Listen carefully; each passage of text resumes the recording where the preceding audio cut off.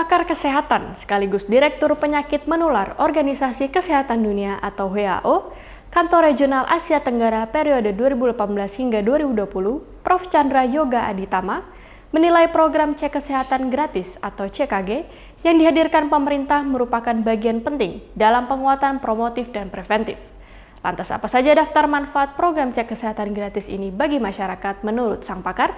Simak selengkapnya dalam video berikut ini.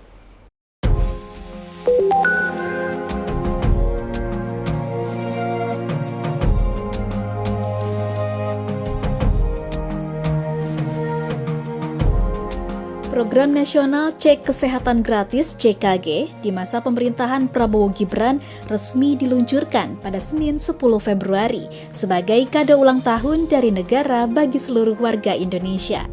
Lantas, apa saja sih manfaat dari program CKG ini? Simak selengkapnya dalam perbincangan antara bersama pakar kesehatan berikut ini.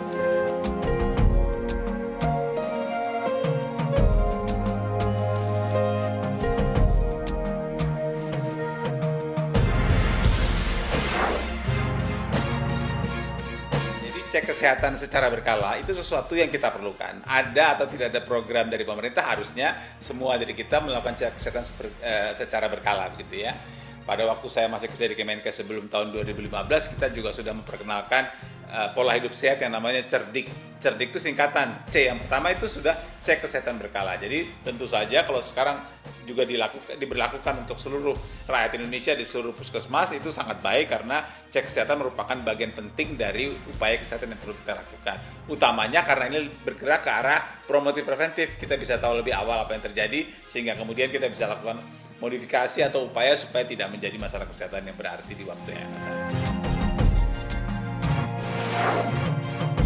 Jadi sedikitnya ada 3 manfaat dari cek kesehatan. Secara umum nih ya, mau gratis atau nggak gratis, tapi cek kesehatan berkala itu punya manfaat 3 sedikit.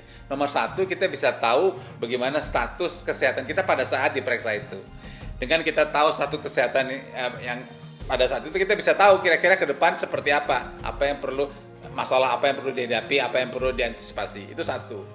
Tapi yang kedua, kita juga bisa tahu kalau ya mudah-mudahan jangan ada masalah kesehatan berat yang sedang dihadapi pada saat diperiksa. Katakanlah rasanya baik-baik aja, tapi begitu periksa cek kesehatan tiba-tiba ditemukan, saya ambil contoh yang ekstrim, gula darahnya sekian ratus gitu, 300. Mungkin nggak ada gejala, tapi gara-gara diperiksa kita tahu itu sehingga bisa ditanggulangi segera. Oh iya, tadi yang pertama, dengan kita tahu status kesehatan, maka kita bisa jaga daya hidup lebih sehat. Sementara kalau ada penyakit-penyakit yang belakangan memberat, kita bisa ketahui secara dini.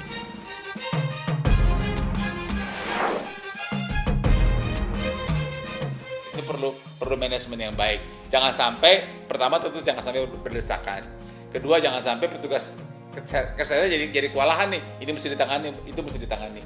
Dan yang ketiga malah lebih ekstrim lagi, jangan sampai yang datang untuk cek kesehatan orang sehat kemudian bisa tertular dari pasien yang sedang berobat di rumah sakit. Itu kalau bicara di kota besar. Tentu masing-masing daerah beda-beda masalahnya begitu ya, dan kalau di daerah-daerah yang lebih terpencil, lebih jauh begitu, maka kita mesti cek apakah tersedia tenaga kesehatan. Puskesmas pasti tersedia, tenaga kesehatannya ada di puskesmas, tapi alat-alatnya, sarana prasarana, kalau harus ada beberapa pemeriksaan laboratorium, itu yang mesti dijaga.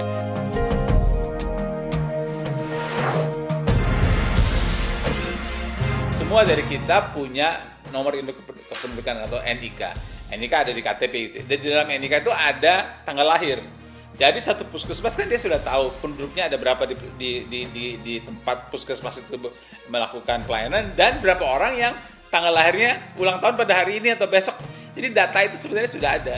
Jadi dengan data itu dia bisa tahu persis sebenarnya berapa orang yang harus dilayani dari hari per hari. Walaupun memang ada masa tenggang saya lihat. Nah, apakah 30 ini sudah mencakup yang harus dilayani atau 30 ini sekian persen dari yang harus dilayani, itu jadi data itu sebenarnya kita bisa punya sehingga prediksi bisa lebih dilakukan dengan baik. Dan ini lari ke pertanyaan Anda tentang tenaga kesehatan.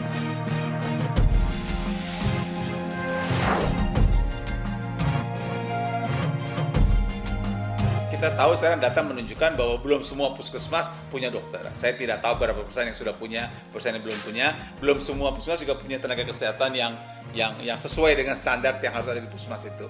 Jadi karena ini program dari pemerintah pusat, dari presiden untuk melakukan cek kesehatan gratis, pemeriksaan gratis, maka saya harapkan selain ini membuat masyarakat mau melakukan cek, tapi juga selain ini juga jadi memperkuat gitu supaya tenaga kesehatan yang ada di puskesmas itu dilengkapi untuk semua puskesmas di seluruh tanah air. Kan ini kan targetnya seluruh penduduk kita, jadi harusnya semua bisa tercover dengan program ini. Artinya tenaga dan sarana prasarana di puskesmas jadi bukan ikut-ikut, sekaligus juga dibenahi.